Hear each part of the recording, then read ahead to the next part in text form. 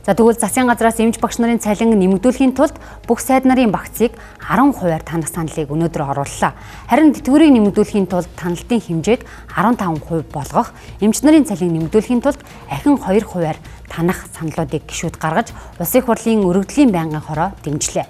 Харин сайд нарын зүгээс өөрсдийн танаж болохгүй зардлуудаа тоочж байна.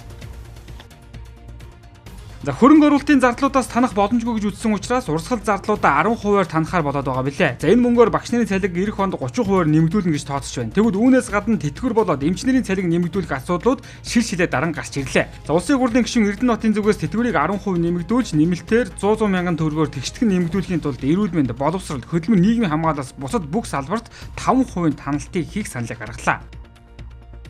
Төрөүний одоо манайхны хэлдэг шиг сайхан хөрөнгө оруулалтаа асахгүй бол одоо урсгал руугаа л орно.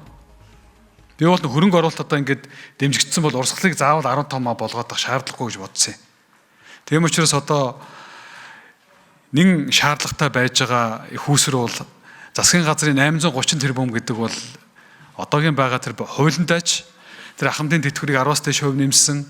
За ажилчид эрүүл мэндийн салбар, боловсролын салбарын хүмүүсийн тавиад байгаа санал шаардлагад хаанч хүрэхгүй л ийм зүйл байгаад байгаа. Тийм учраас энэ бол ахмадын тэтгэврийг 10% дээр нэмэх нь доотлон 100 мянган төгрөг гээд нийтдээ 567 тэрбум төгрөг шаардлагатай байж байгаа.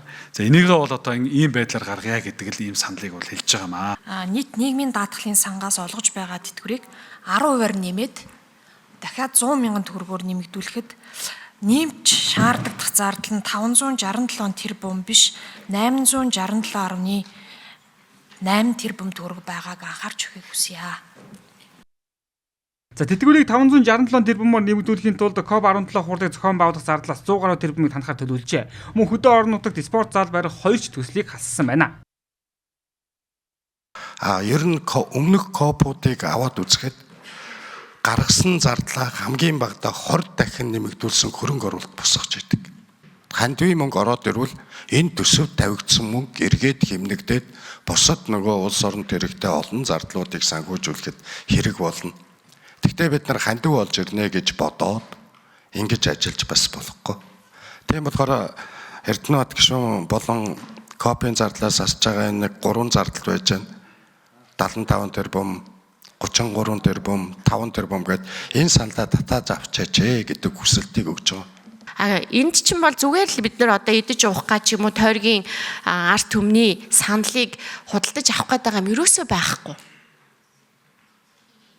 Яг тэр хүмүүс тулгамдсан асуудлыг шийдэхийн тулд энэ төсвүүдийг бид нар тавьдаг.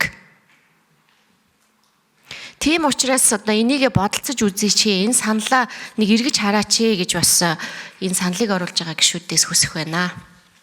Одоо энэ саналыг тавилаа. Энэ дээр их усэр гаргахын ихээр бид нар сонголт хийх ёстой.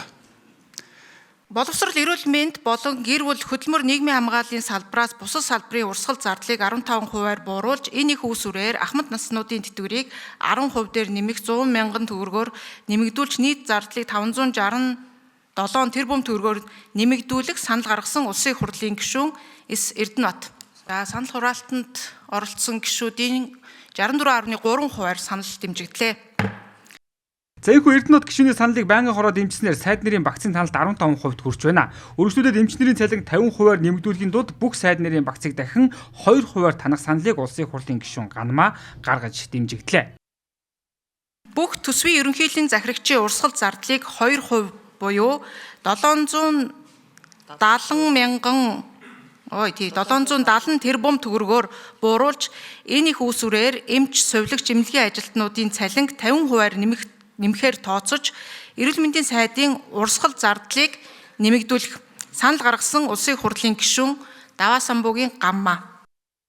За энэхүү эмч багш ахмадын тэтгэврийг нэмэгдүүлэхийн тулд засгийн газрын урсгал зардлын таналтын хэмжээ 17% хүрээд байна. За энэ тохиолдолд бусад салбаруудын хувьд нэг хүнд байдалд орох төлөвтэй байна.